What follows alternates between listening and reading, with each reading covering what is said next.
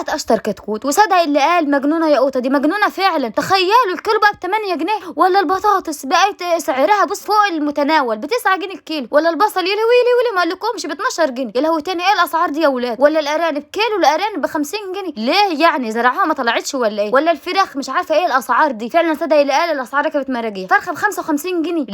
ليه يا اخويا هتدن الفرخه؟ وعلى راي المثل اللي قال هي فرخه واتدنت. بقول لكم يبقى حطوا لايكات من دلوقتي عشان تشجعوني. المهم بقى كده لقيت الباب عمال يخبط على الاخر. طلعت نجري نفتح الباب، لقيت الفرعون الكبير الصغير جايب لي جنبه في ايده، بيقول لي جنبه اللي عايز ياكل صينيه فراخ. قلت له انا مالي، انا نفس الحته زفره ومانيش داخله المطبخ ولا عامله حاجه. قال لي بقول لك ايه، تظبطي ساعه التوم 5 دقايق على 9 دقايق وتخلصي لي الاكل ده. قلت له ده النور هيقطع وانا مش فاضيه. قال لي ماليش دعوه اتصرف. ويا ريت بقى تقولوا لي النور بيقطع عندكم من الساعه كام للساعه كام. قلت يا بنت يا نونو تعملي ايه يا بنت يا نونو؟ ناديت على بنت جارتي اللي فوق، قلت لها هنا لقيتها البت في منتهى السرعه نازله لي سرعه البرق. قلت لها تعالي ساعديني. قال لها بصي عمك الفرعون الكبير الصغير عايز ياكل فراخ دلوقتي هو وجنبه. قالت لي بصي انا هساعدك، ده انا بنت شاطره ولهلوبه. قلت لها ده انا هنطلق عليكي الشيف الصغير. جبت لها بقى البطاطس، قلت لها قشري البطاطس دي بس بالراحه والنبي ده البطاطس غاليه. بتديني البطاطس. قلت لها والطماطم. قالت لي يا طنط انت هتشتغليني ولا؟ قلت لها معلش حبيبه طنط انا مستعجله قوي، ده انا قصيره ومش طايله وريقي ناشف وتعبانه وحلي مهدود. قالت لي يا اختي وعادي. قلت لها وعادي. ما تنسوش بقى اسيب لكم لينك التطبيق واتساب في الكومنتات، واللي بقى عايزه تراقب عيالها او تراقب جوزها لو كان بيلعب بداله من وراها هتدخل على التطبيق ده من خلال اللينك اللي هسيبه لها في الكومنت وتسجل الكود المكتوب في الكومنتات. انا بعمل خير مش اكتر والله. المهم بقى جبت التوم وقطعته ورحت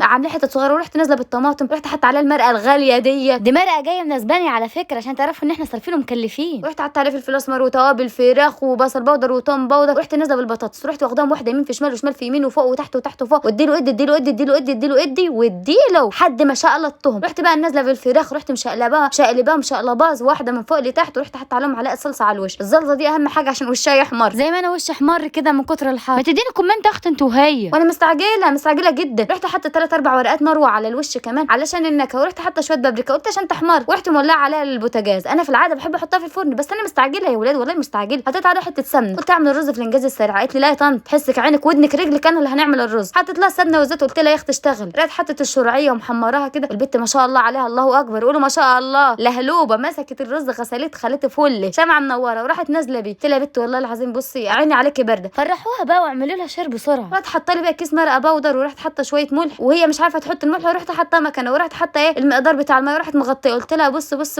الفراخ بتعمل. اسمعوا بقى السيمفونيه الجميله دي وهي بتعزف، يا سلام.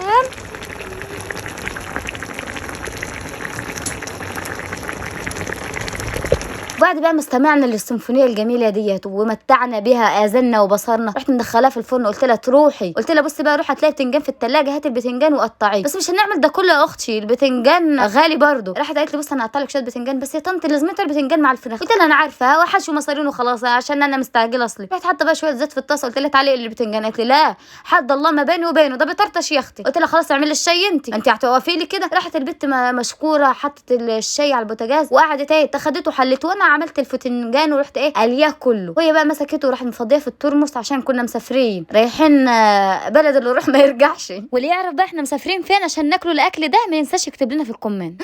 ورحت بقى حشياه وعصر عليه ليمون وحاطه عليه بقى خل ومظبطاه كده، وغرفت الرز في الحافظ بتاع الطعام ده عشان ما يبردش عشان الاكل ده مسافر فعلا. ودي صينيه البطاطس والفراخ بعد ما طلعت من الفرن. ايش يا اختي دي حاجه في كرشك ده يا جماعه كده المتواضع بعد ما خلصنا باداره الشيف هنا طبعا اللي عملت الرز اللي جهزت معايا كل حاجه. يا خليك حاجه كده تستاهل بقكم وسمعكم وبصركم. ما تنسوش بقى تدعمونا عشان بيفرق معانا تشجيعكم لينا. انتظرونا بقى في الفيديو الجاي واحنا رايحين بقى بيتنا عشان في مفاجآت كتيره مستنياكم في الطريق. ما تنسوش بقى لايك وكومنت وشير. اتمنى لنا بكم الخير.